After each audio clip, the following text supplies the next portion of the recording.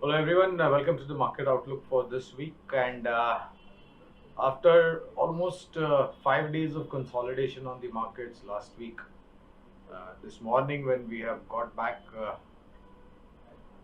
the market, we've maintained momentum on the higher side, and we are at a new 52-week high both on the Sensex and Nifty. This only goes to exhibit the reaffirmation of our conviction in terms of buying on dips, staying invested in strong companies fundamentally and great management and with earnings visibility. Uh, and we did mention last week that we could expect some days of consolidation. Last week, when Monday I was interacting with all of you all. But our sense at Geojit was that we are, prepared.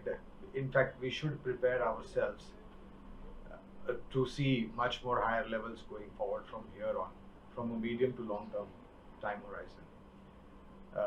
Intraday correction, short term consolidation for a couple of days cannot be ruled out. And as we mentioned last week, that this is always healthy for the market. And if you recollect our earlier conversations, I had also mentioned that after the market makes an all time high, there does come a brief period of consolidation, profit booking, and that is always healthy for the market. And it also gives opportunities for new investors to come in and get invested into the equity market. In terms of the third quarter earnings, we are virtually approaching the fag end, and like expected, there has not been any great disappointment. But in fact, there have been targets revised upwards, say on sectorial stock specific earnings that have unfolded. And our conviction also tells us that for the fourth quarter this financial year and for the next financial year, we are going to see much more better times. Uh, the only joker in the pack, as we said last week, is crude oil prices. $63 a barrel on Brent, $60 a barrel on the NYMEX, and virtually every second day higher prices for per liter of petrol and diesel. Only hope that as winter fades away, we should have some kind of rationale and correction coming into crude oil prices, which is always healthy for India as an economy. Rupee on the other side, if I'm not mistaken, as I speak to you, it is trading at about 72.75. This is again strength coming back, and our view that we maintained last week, that slowly, steadily we should see rupee gaining more strength against the dollar, and we should see levels of 72.50. And not to forget, dollar as a currency and dollar index has been seen some weakness, and I think that should continue going forward from here on. And rupee could see levels of 72.50 in terms of strength against the dollar. Yeah, fund flows remain strong from the FI side. Odd days of sell side figure from the domestic institutions. Not to forget, uh, Feb, March are the months where a lot of investors in the mutual fund would want to redeem, since the year end is coming, financial year end is coming, and would want to stay in cash for some time and then again redeploy that. So, not really worried with the kind of sell side numbers from domestic institutions, nor would be the concern in case if the sell side number gets elevated when the MFI data unfolds, because Feb, March are historically the months where you see redemption pressure at a little bit elevated level, but then April onwards you see investors coming back into the market. So, not really disturbed with that particular fact. And of course, not to forget, markets have exhibited great strength, and as we see more and more investors getting attracted towards equity market as an asset class, our sense is that this should also translate into positivity for asset management companies which are listed, strong companies, that is.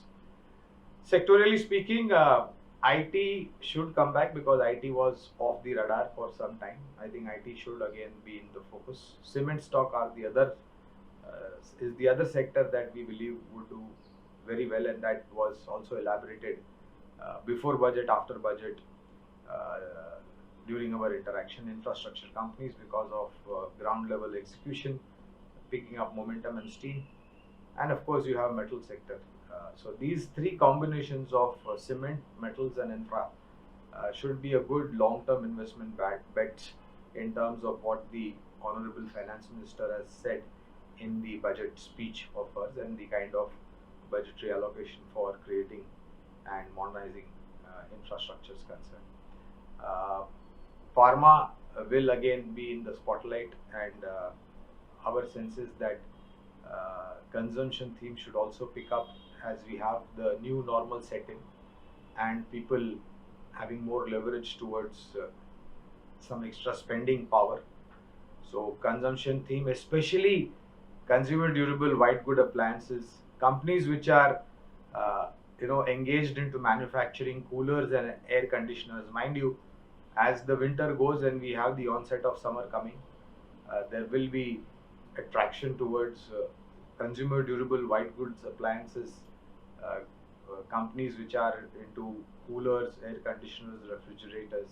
I think, and of course, the kind of policy decision that has been made by the government, which has created roadblocks for certain Chinese related supplies into these sectors. I think Indian companies should tend to benefit over here. So you have various names. You have Whirlpool, you have Blue Star, you have Voltas, uh, and of course companies which enable uh, uh, ancillary companies which enable uh, making make in India possible. So you have Galaxy Serpentins kind of some companies which could possibly do well because they have close association with this white good appliances companies. So I think that should be on the radar. And of course, banking with the great turnaround, especially for some select public sector banks. Case in point, State Bank of India that we mentioned last time. I think that should be the theme. And along with that, private sector banks should be a priority. Strong NBFCs, especially those NBFCs which are associated with commercial vehicle finance and agri equipment finance, like truck financing, etc., etc. So over there you have two names. One is Shriram Transport Finance, and the second one is Mahindra Financials. I think these should be decent plays, and not to forget, numbers from both these companies were very strong, and the commentary from the management post the third quarter number, the outlook remains much more robust. So you have these themes unfolding, and scrappage policy effectively coming through should also play an important role. Of course, it's some time from now, but I think we should build up on the future growth stories that are ahead of us in terms of identifying stock ideas. So overall, the trend remains strong. I think after seeing a new all-time high, I think we should trade in the positive zone for a couple of days. But don't be surprised to see some consolidation as well, some profit booking as well at higher levels.